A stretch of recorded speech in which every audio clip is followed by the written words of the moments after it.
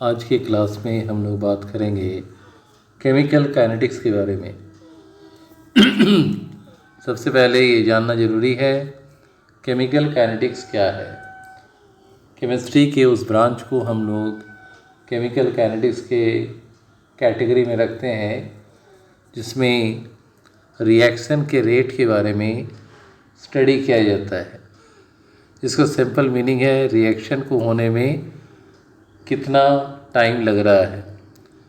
That is called rate of reaction. Broader definition हम लोग आगे करेंगे।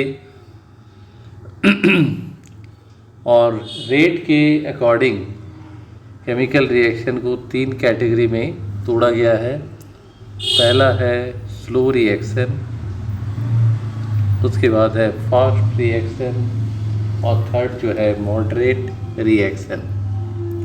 स्लो रिएक्शन वैसे रिएक्शन को कहते हैं जिनका रेट जो है कंप्लीट होने में ज़्यादा समय लगता है, उसे हम लोग स्लो रिएक्शन कहते हैं।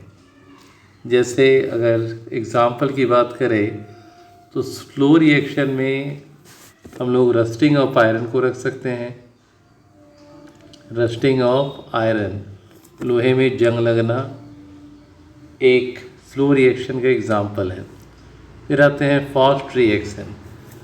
वैसे रिएक्शन जो काफ़ी रेडिली होते हैं, it will take place as soon as the reaction start get finished very earlier. And third type reactions और मॉडरेट रिएक्शन। ज़्यादातर रिएक्शंस मॉडरेट रिएक्शन की कैटेगरी में आते हैं। They are neither too fast not too slow.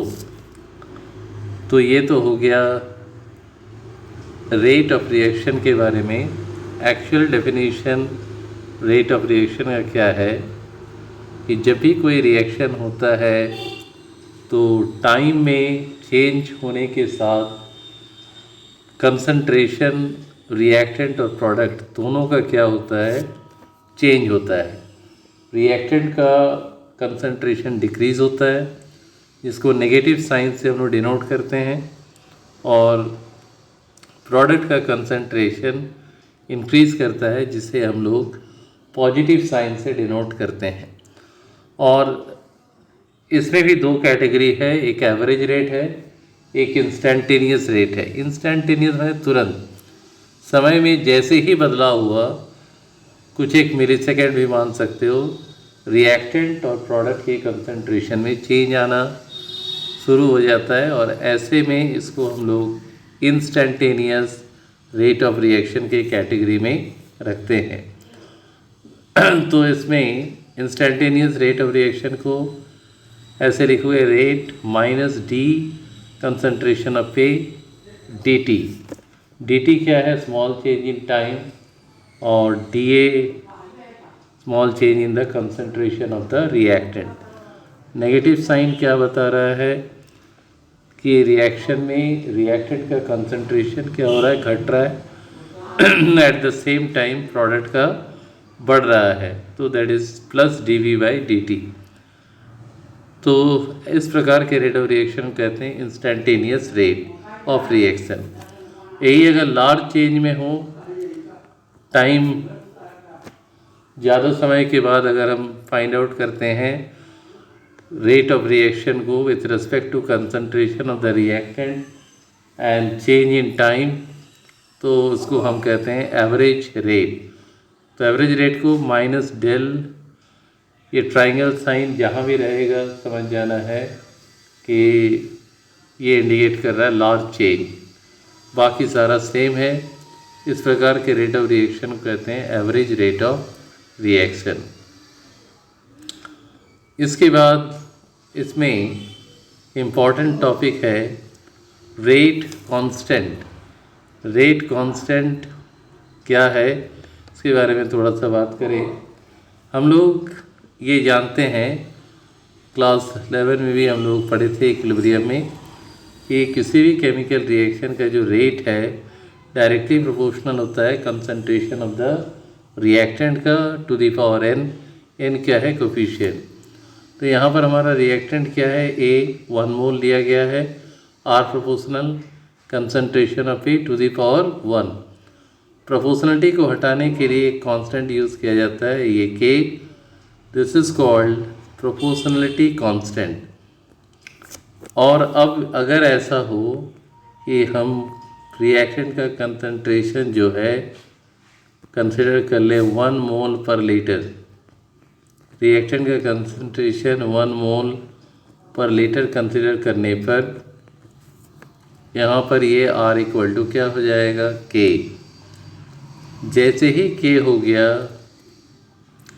जब reactant का concentration हमने क्या माना, यूनिटी माना, मानने के साथ साथ जो रेट इक्वेशन है उस तरीके से चेंज हो रहा है, R इक्वल टू K।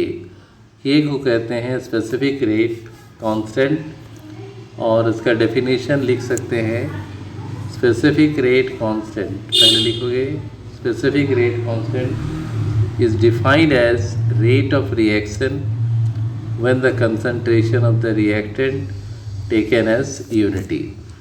बहुत ही इम्पोर्टेंट टॉपिक। इसके बाद अगर हम लोग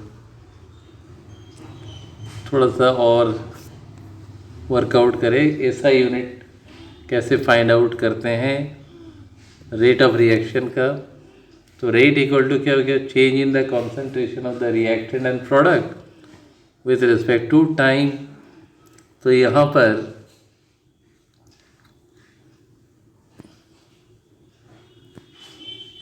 पर अगर हम देखें तो टाइम के लिए हमारा जो ऐसा यूनिट है वो क्या है, सेकेंड, और कंसंट्रेशन का क्या है, मोल पर लीटर। तो इसके लिए लिख सकते हैं मोल पर लीटर, और टाइम के लिए लिख सकते हैं सेकेंड, हमने लिखा भी है। तो R इक्वल टू मोल पर litre second, mole litre inverse second inverse. तो ये रेट ऑफ रिएक्शन का ऐसा यूनिट है।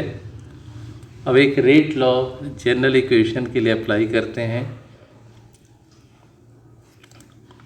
यहाँ पर A, B, B, C, D, जो कैपिटल A है, कैपिटल B, कैपिटल C और कैपिटल D, ये रिएक्टेंट और प्रोडक्ट को कंसिडर कर रहा है, और small a, small b, small c, small d are the coefficient. तो अगर इस प्रकार से दिया हुआ है, ऑलरेडी रिएक्शन दिया हुआ इस तरीके से, तो रेट निकालेंगे, जो कोएफिशिएंट होगा वो पाई में आ जाएगा। यहाँ जैसे 1/a, और रिएक्टेंट है ये, तो इसका कंसंट्रेशन डिक्रीज़ कर रहा है, तो नेगेटिव साइन, तो -1/a del a by del t, फिर -1/b del b by del t, reactant term को माइनस साइन से और प्रोडक्ट टर्म को इसी तरीके से करना है, बस प्लस साइन देना है। CC है तो +1/c del c by del t and so on. इस तरीके से इसको कर सकते हैं। एक एग्ज़ाम्पल के साथ देखेंगे तो और अच्छे से क्लियर होगा। यहाँ पर हम लोग एक एग्ज़ाम्पल लिए हुए हैं। हम लोग अमोनिया को बना रहे हैं हेवर्स प्रोसेस से। Ammonia manufacture by using Haber's process. Nitrogen का 1 मोल, हाइड्रोजन का 3 मोल मिल रहा है, 2 मोल अमोनिया। तो फॉरवर्ड रिएक्शन है ये वाला। अभी फॉरवर्ड रिएक्शन के लिए रेट निकालो, माइनस ये रिएक्टेंट साइड जितना है सब माइनस, और कोफिशिएंट बाई में, product side plus coefficient by में। तो R equal to minus del N2 by del t, ये 3 है कोफिशिएंट, तो यहाँ -1/3, और इस तरफ अमोनिया में 2 है कोफिशिएंट, तो +1/2। तो इस तरीके से किसी भी रिएक्शन को हम रेट फॉर्म में दिखा सकते हैं। फिर आते हैं एक बहुत ही important topic, difference between rate of reaction and rate constant. Rate of reaction बहुत सारे फैक्टर पर डिपेंड करता है, रेट कांस्टेंट इन फैक्टर्स पर डिपेंड नहीं करता है। इसके बाद रेट ऑफ रिएक्शन का ऐसा यूनिट फिक्स्ड होता है, जबकि रेट कांस्टेंट या स्पेसिफिक रेट कांस्टेंट जो है अलग अलग ऑर्डर ऑफ रिएक्शन के लिए क्या होता है, अलग अलग होता है और कोई इन्फॉर्मेशन नहीं देता है स्पीड ऑफ द रिएक्शन के बारे में, जबकि स्पेसिफिक रेट कांस्टेंट से हमें पता चलता है स्पीड ऑफ द रिएक्शन। तो आई होप कि यहाँ तक बहुत अच्छे से सभी को समझ में आया है।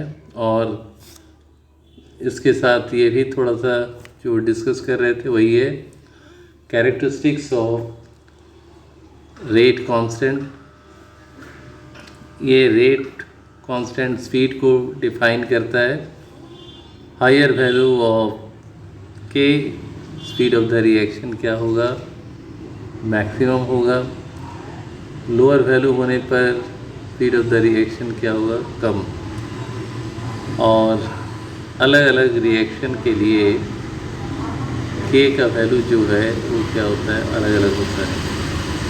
के का ऐसा यूनिट भी अलग होता है अलग अलग ऑर्डर ऑफ रिएक्शन के लिए। ये पहला पार्ट हम लोगों ने आज कंप्लीट किया, basic of chemical kinetics. I hope कि आप सभी को अच्छा लगा है।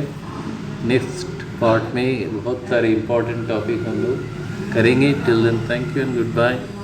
अगर कोई क्वेश्चन छूट गया है या डाउट है तो कमेंट बॉक्स में कमेंट करो, so that I can work on those questions only for all the students. Thank you very much for joining.